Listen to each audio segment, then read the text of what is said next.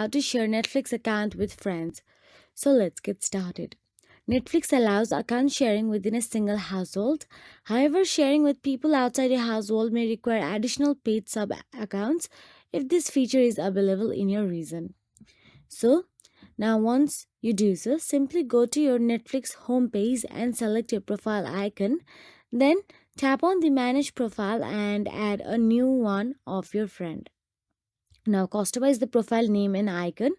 This helps keep recommendations and watch history separate.